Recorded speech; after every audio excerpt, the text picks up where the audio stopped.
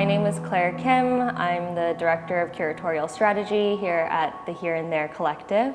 Today I'm here with Sunny Leerasanthanah at their solo exhibition at Smack Mellon. This is As Far As I Can Take You. And I'm very excited to be here. Me too, I'm very excited. Thanks for having me. So I think that it'd be great to have you speak a little bit kind of about the overview or background of the show itself. Maybe we can talk a little bit about the title of the exhibition and how you got to the title. Sure. So this show in general is about observing family members processing grief and thinking about the process of mourning and the process of grief from multiple angles. There's, me observing my family members. There's my father's footage where he's observing things, and that's almost a mirroring that's happening as well. And I'm also projecting my grief onto my family members.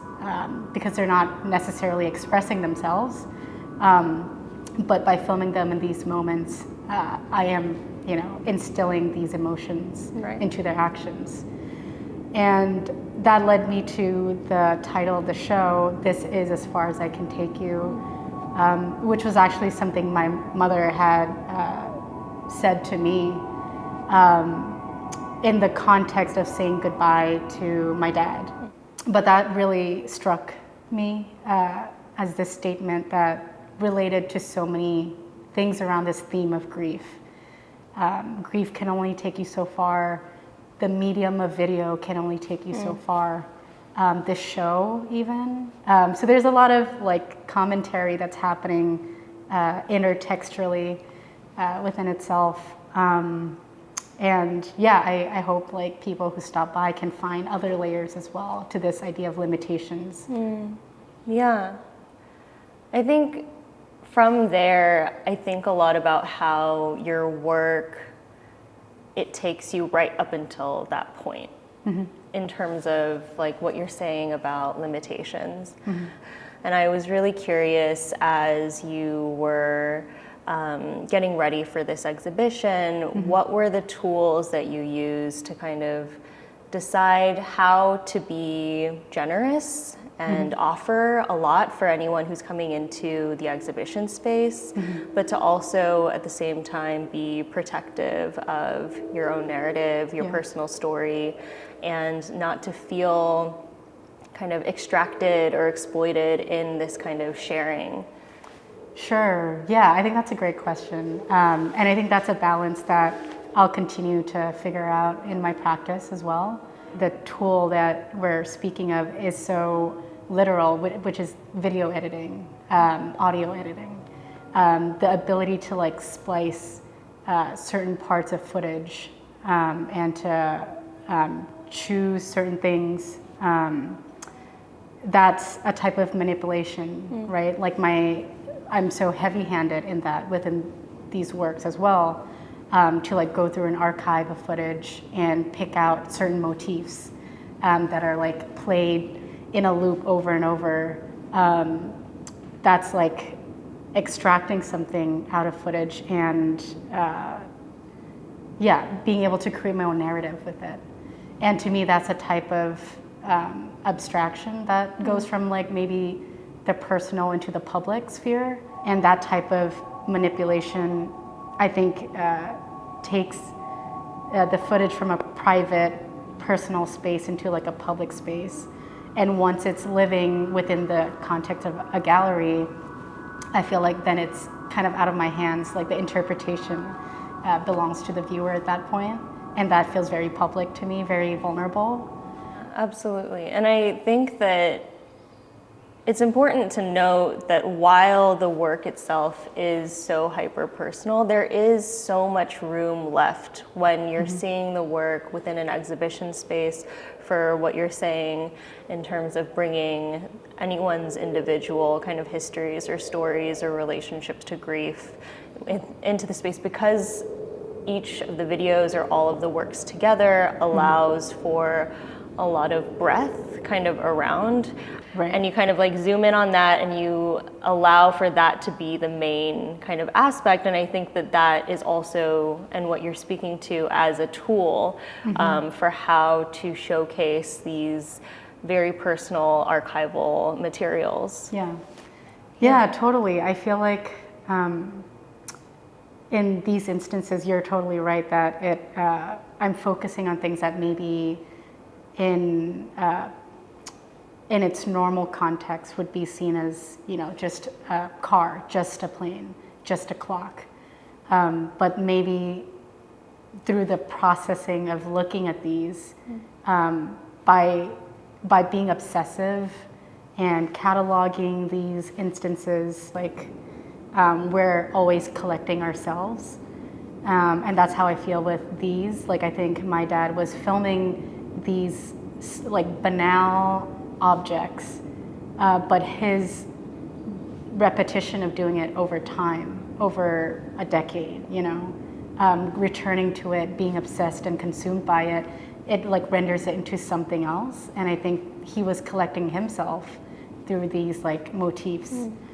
And I'm trying to create this archive, I guess, of his observances. But yeah, I think that allows it to remain like both personal and abstracted from the personal in that way. Like I'm like almost making like so much order out of something. Yeah, and I think that that acts, as a sort of metaphor for the kind of the action of going through grief itself, trying to find order in something that is absolutely difficult in terms of that kind of organization, and to kind of push for that kind of to make sense of something that will never make sense. Yes. Could you tell us a little bit about what are the archives that you are utilizing to create the exhibition here? What are the kind of larger formats of video that you have edited down to showcase? Sure. There's two streams of videos that are happening in this body of work. One is, present day footage of my family members that I've taken from 2020 to 2023, but there's also footage that my dad had documented, and he did that, my whole life and before I was born. And these are, through camcorders from the 90s and 2000s. And this is just, what's in the show is just a portion of his archive of home footage, home videos. And this archive was mined from me having a conversation with my mom, being like, I'm interested in, looking at what he was looking at, as an attempt for me as well to like understand what he was trying to do as a filmmaker in his own right. So these were the tapes we could get our hands on, and not even tapes, but CDs. Wow. So yeah, these were 90s tapes that had been digitized into CDs from the early 2000s, from like a cousin who like took on this labor of like over 70 hours of footage. Wow. To like digitize it. So the archive has already been processed in the past few decades, and it's only made its way to me, but it's been transitioning from one type of medium to another type to another type. And yeah, I think it also has had its own life and movement. My mom had shipped me a lot of the CDs, but I had also personally gone through footage physically and to like grab them at home when I'm visiting Thailand, and like bringing them back to the States.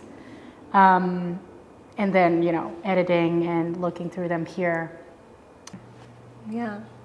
I think sometimes there can be a perception in watching video or video work that there is a kind of a coldness or a distance, but hearing you speak about the hands and the people who all of this footage kind of passed through and the locations that it went through. There's a warmth in those handing off and the stories that are shared in between and the conversations that are had to make it to your desktop in your apartment where you're kind of in this mode of kind of looking through in a solitary way. I wanted to ask a little bit about the text for the exhibition. There's a line that shares that you focus in on gestures, particularly gestures by your father as a way to kind of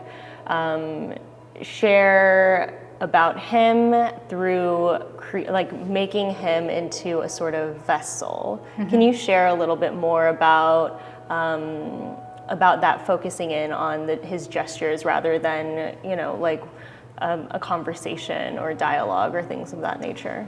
His absence means that I have to be like interacting and animating the archive in a way that involves like maybe collaborating through without him being here. Right. So it's about kind of picking up patterns, like cues from him, the way the camera moves, subjects that appear. These are all messages of something, and it's like I'm trying to decipher as well, like what did clocks mean to him? What did filming mileage on a car dashboard mean to him? And focusing on these gestures with the editing of the videos this way where I'm compiling it in such a condensed format. I'm creating my own story with it as well. And yeah, that to me is a type of collaboration with my dad, very much so.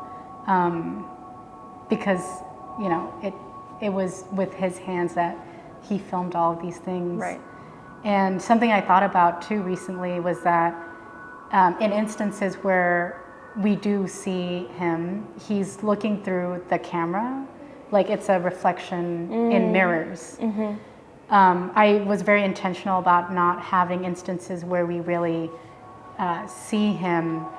Not directly, but you can see him in reflections, or like there's there's the scene that I'm thinking of you filming outside the hospital window. I think it's in this piece here, and we can see your father in the background through the glare on the window. Yes. And we can see you as well, filming yourself and this kind of background with the beeping of the hospital, and it kind of zooms into the outside where we see I think it's like a nighttime street with the sky, and we like zoom into the sky and then we zoom out and in and out. Yeah, and there are moments like this, and I think that's kind of where I find the most kind of room or softness, where there's space for people to make their own kind of conclusions or assumptions as to what may be going on, and also connect it to moments in their lives as well. I think hospitals are such charged places for almost all humans. Like it is places where people receive the best and also the worst news of their lives oftentimes. And so I think that was a scene that kind of sticks with me, because there's a way in which the person you were in that hospital room and the person you are editing this footage are doing a similar kind of task of figuring out how to share a difficult kind of moment. Yeah, no, I think that you perfectly like captured that moment of like, I'm abstracting myself as well when I'm filming. Even though I'm in the reflection, you don't really see me. Same with the instances of my dad appearing, we don't really see him whole.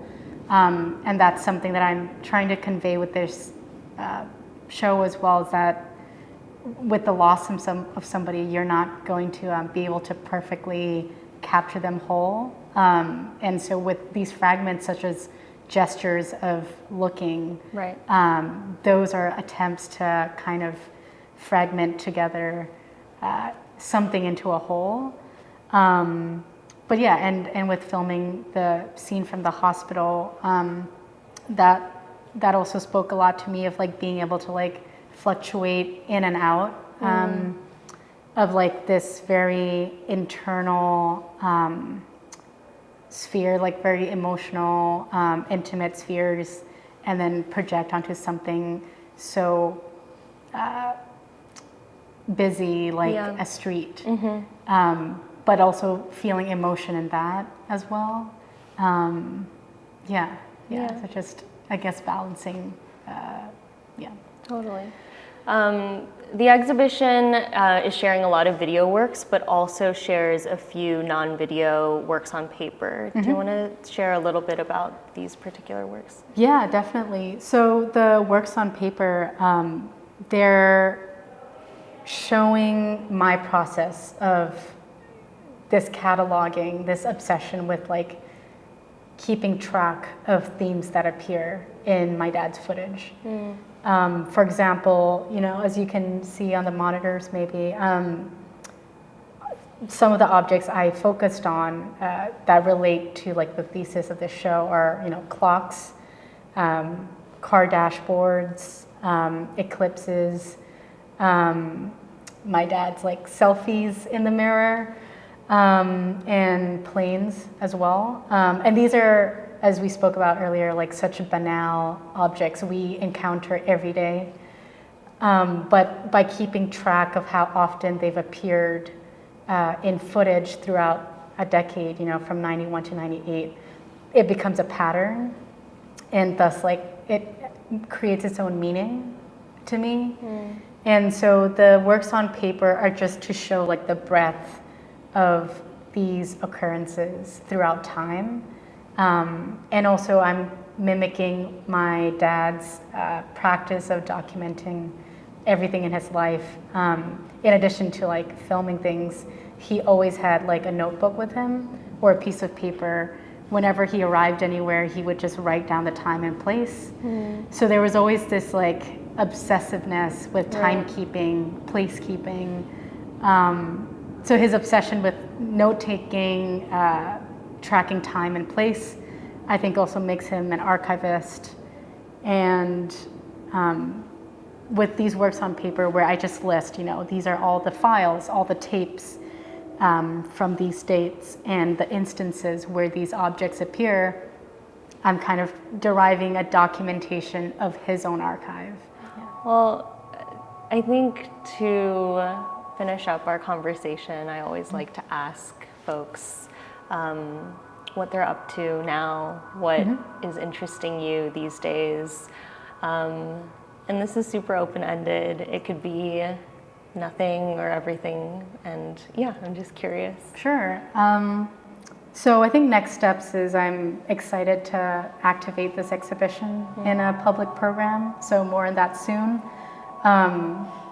But yeah, it's such a personal work that I do have like an interest in connecting my own practice with more people directly. I've been able to collaborate with other people, collaborate with performers, with crew members on a production set, and even collaborate with strangers through an open call.